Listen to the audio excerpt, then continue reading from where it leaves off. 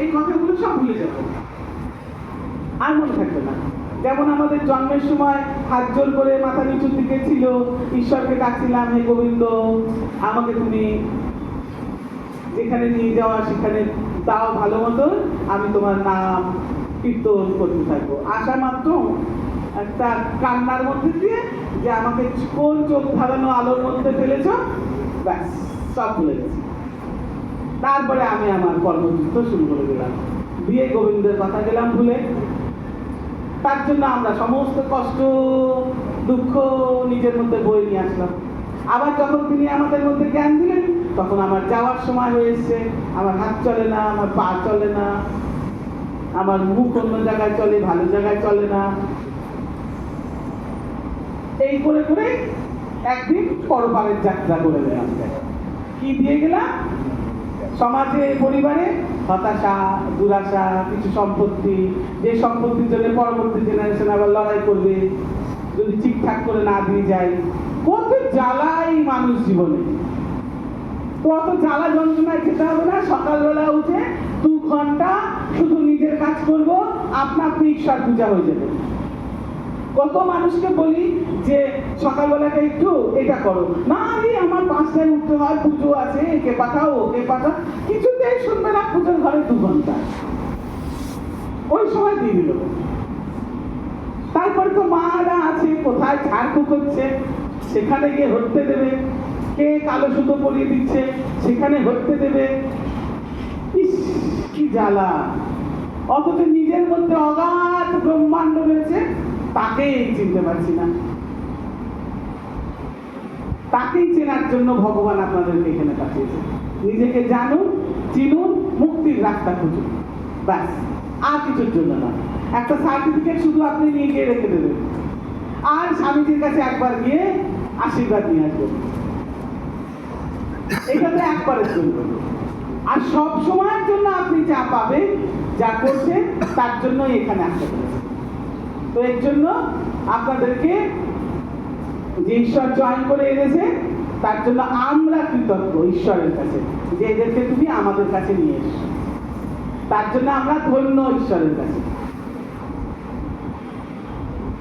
ধীরে ধীরে বাঁ নাসিকা দিয়ে শ্বাস ছেড়ে আমরা শ্বাসকে স্বাভাবিক করব। আমার একজন দিদি বা বোন কিন্তু শুধু শুনে যাচ্ছে, করছে না। হ্যাঁ, ওই ওয়ালে হেলান দাও, দিয়ে করবে। তো সময়টা নষ্ট হচ্ছে, শুনতে থাকা করতে থাকা। ঠিক আছে, তো এখন আমরা পা লম্বাই করবো।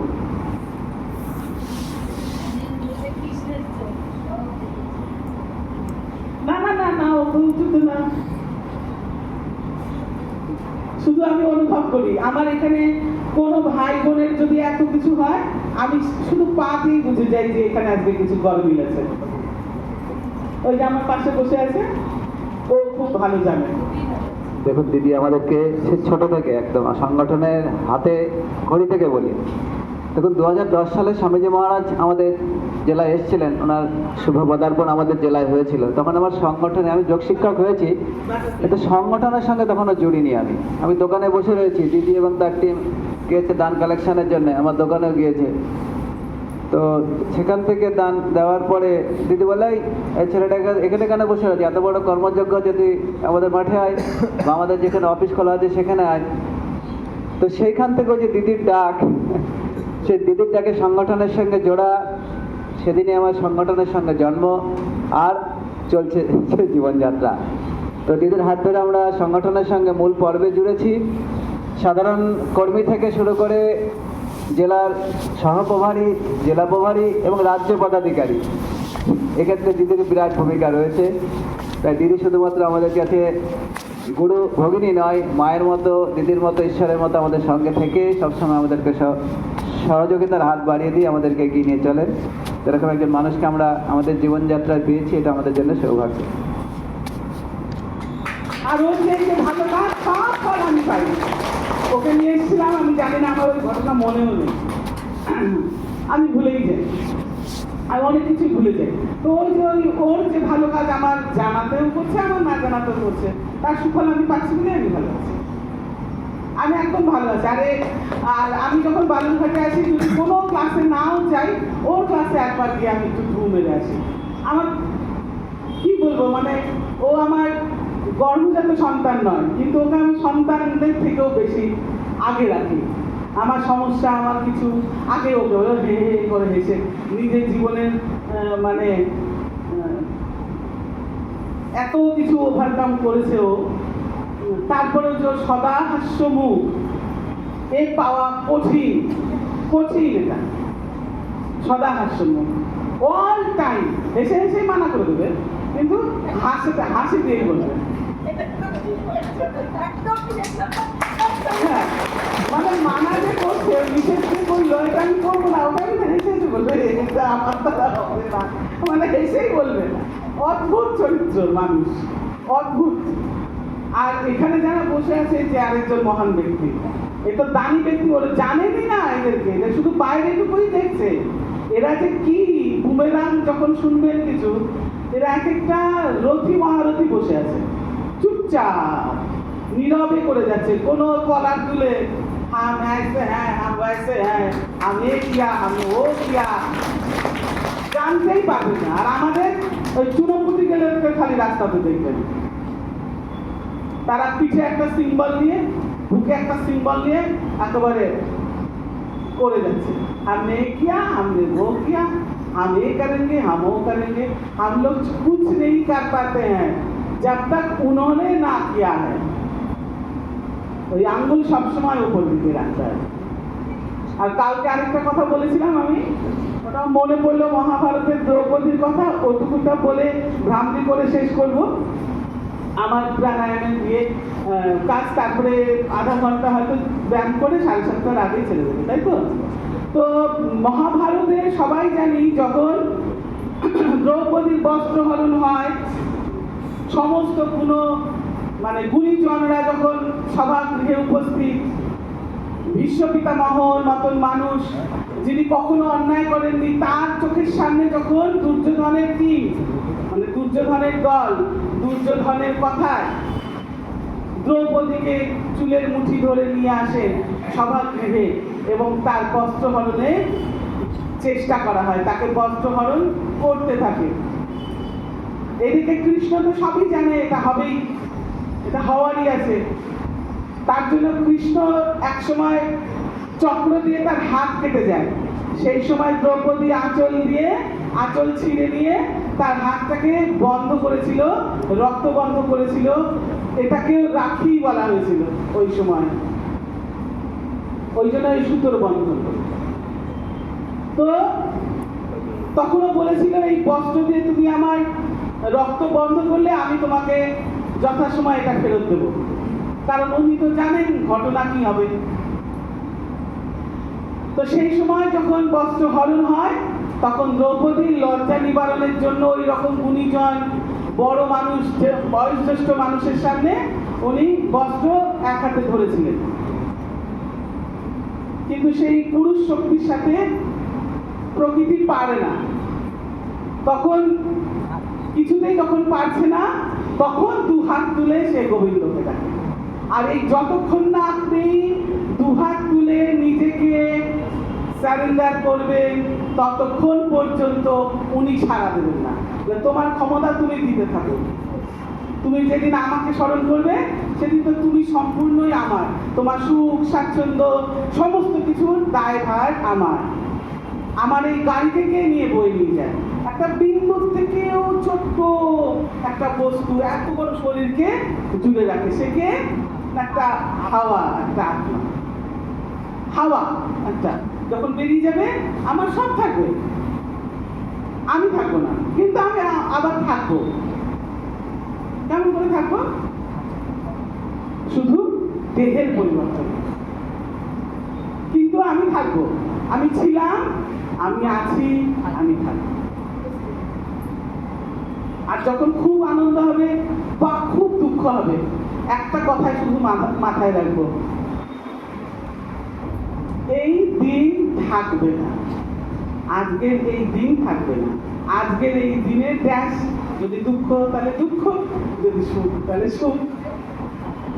এইটা শুধু মাথায় রেখে রাখবেন, দেখবেন অনেক বড় বড় কাজ আপনি করতে পারবেন। দুঃখে আপনি বিকলিত হয়ে গেছেন, শুধু মনে রাখবেন এই দিন থাকবে না, আমার দিন ভালো আসবে। আবার আপনি খুব আনন্দে আত্মহারা, মাথার মধ্যে একবার যদি ক্লিক করে এই দিন আমার থাকবে না, আপনি ভয় পাবেন যে না, এত আনন্দ করা যাবে না, এটা তাহলে আমার অহংকার হয়ে যাবে। তার জন্য এই দুটো তিনটে কথা সব সময় মাথায় রাখলে আমার জীবনের চর্চা, আমার কি বলবো, মানে আমার জীবনই অন্যরকম হয়ে যাবে। এটাই হচ্ছে জীবন দর্শন। জীবন দর্শনের আলাদা বই রয়েছে, ওই পুস্তক পড়বেন। আমি পড়িনি, সম্পূর্ণটা পড়ে উঠতে পারিনি, আমাদের এত কাজ থেকে সামান্য সামান্য কিছু পড়েছি। আর গীতার কথা শুধু ওই গীতাকে পড়ে লাল কাপড় দিয়ে হোক, সাদা কাপড় দিয়ে হোক, তুলসী দিয়ে হোক রেখে দিলাম, ওটা করলে কিন্তু গীতার আপনি কিছুই পাবেন না। গীতার যে কথা রয়েছে তাকে ইমপ্লিমেন্ট করতে হবে নিজের জীবনে। উপনিষদ, কৃষ্ণের গুরুদেব কৃষ্ণকে উপনিষদ পড়িয়েছিল। উপনিষদের সূত্র অনেক বেশি। যখন যুদ্ধ হয় কুরুক্ষেত্রে, তখন কি সঞ্জয় বসে খাতা কলম নিয়ে লিখছিল? ওখানে তো কোনো কিছুই ছিল না। তাহলে এই গীতা কোথা থেকে উৎপন্ন হলো? না, সেই যে উপনিষদ পড়েছিল, জ্ঞান, উপনিষদের জ্ঞান যে কৃষ্ণ নিয়েছিল, সেখান থেকে মাত্র 8 অধ্যায় করে ছোট্ট করে গীতাকে দেয়। উপনিষদের ছোট অংশই হলো গীতা। উপনিষদ যারা পড়েননি, দুঃখ আছে, দরকার নেই, আপনি গীতা পড়ুন। গীতা পড়ুন, গীতাকে ইমপ্লিমেন্ট করুন নিজের জীবনে। গীতা শুধু পড়ে পূজা করার জিনিস নয়। ওখানে এখনো একটা বট গাছ আছে, ওই বট গাছটার কথা, আত্মকথা ওখানে বলা হয়। যখন গীতার কুরুক্ষেত্র সাজানো হচ্ছিল, মাঠ যেখানে যুদ্ধ হবে, কথার যে কথা কোথায় চলে যাবে, মানে আপনাদের কি খারাপ লাগছে? তো বলছি যে ওই যে মাঠ তৈরি করা হয়েছিল, আর মাঠ তৈরি করার জন্য যুদ্ধ সে সময় ঘোষণা ছিল বর্ষাতে হবে না, শীতেও হবে না, বেশি গরমেও হবে না। তাহলে কখন হয়েছিল? বর্ষা যাওয়ার পর, ঠিক পুজোর আগে। কেন কি? তার প্রমাণ কোথায় পাওয়া যায় না, কর্ণের চাকা মাটির মধ্যে বারবার করে ধসে যাচ্ছিল, তার মানে মাটি নরম ছিল। বর্ষা হয়ে গেছে, বর্ষার পরের অবস্থা, ওই সময় যুদ্ধ ঘোষণা হয়। আর 500 কিলোমিটার ধরে যুদ্ধ চলে। যুদ্ধ কিন্তু ওই বুড়িকালীবাড়ির একটা মাঠ, এখানে যুদ্ধ হচ্ছে, ওখানে একজন মরলো, ওখানে একজন মরলো না, এখান থেকে কলকাতারও দূর অব্দি কুরুক্ষেত্রের ময়দান ছিল। তার জন্য প্রচুর গাছগাছালি কাটা হয়, কিন্তু একটা বট গাছ সেখানে রেখে দেওয়া হয়। বট গাছটা যখন আত্মকথা বলা হয়, অনুভব করা যায় যে বট গাছটা তখন বলেছিল, আমার এত কিছু আমার পাশ থেকে চলে গেল, যদি এই রক্তক্ষয়ী যুদ্ধ জন্য আমাকে যে রেখে দিয়েছে, যদি তখন আমাকে কেটে দিত, তাহলে আমি এই রক্তক্ষয়ী যুদ্ধটা দেখতাম না। কিন্তু আবার আরেকদিকে ঈশ্বরকে ধন্যবাদ দেয়, যেই যদি আমি না থাকতাম, তাহলে সেখানে আমি কৃষ্ণের যে বিশ্ব দর্শন, এই বিশ্ব দর্শন আমার, এইগুলো ভাবি বা পড়ি যখন, আমার গাটা না কাটা দেওয়া, গলাটা কেঁপে যায়। আমি এই বিশ্ব দর্শন দেখতে পেতাম না। তার মানে গাছটা কত কিছু প্রমাণ আছে। ওই গাছটা আজকেও দাঁড়িয়ে রয়েছে, কিন্তু কত কিছু প্রমাণ নিয়ে দাঁড়িয়ে রয়েছে। তাই কুরুক্ষেত্রের ওই যুদ্ধে যখন বিষম অবস্থায় অর্জুন বসে পড়ে রথের মধ্যে, অর্জুন, কৃষ্ণ যা বলেছিল তিনি তাই করেছেন। তাই লাস্টে একটাই শ্লোক, তোমরা যখন এখানে অনেক বাজার দেখে নিয়ে এখানে এসছো, তাহলে একটা শ্লোক মনে রাখবে, নষ্ট মহা স্মৃতিল্লাব্ধা তদ প্রসাদম মায়াচ্যুতা স্থিতহস্মি গত সন্দেহ করিষ্মে বচনম তব। মানে কি? আমার দ্বিধা দ্বন্দ্ব সমস্ত কাটিয়ে আমি তোমাকে চয়ন করেছি, এবার তুমি যা বলবে আমি তাই করব। বোঝা গেল? তাহলে এখানে আমাদের গুরুদেব কি বলছে? পাপিয়াদি কিছু বলছে না, অসিত কিছু বলছে না, বিকাশ দা, বেলাবতী, গৌরী, সুস্মিতা কিছু বলছে না। কে বলছে? আমাদের গুরুদেব বলছে। আমি সব করে রেখেছি, সব জায়গাতে বাড়ি বাড়িতে যোগ টিচার হবে, রোগী আছে, তোমাকে উপযোগী হতে হবে, তার জন্য তুমি এখানে এসো, উপযোগী হয়েছো, এখন আমি যা বলছি তুমি তাই করবে। কি তিনি বলছে? নিজে যোগ করো আর যোগ শেখো। এই যে গীতার সারমর্ম, বোঝা গেল? চলো ভ্রান্তি করি 5 বার, তারপরে একটু ধ্যান করে ওমকারের জপ করবো, করে ধ্যান করে আজকের প্রাণায়াম সত্র শেষ।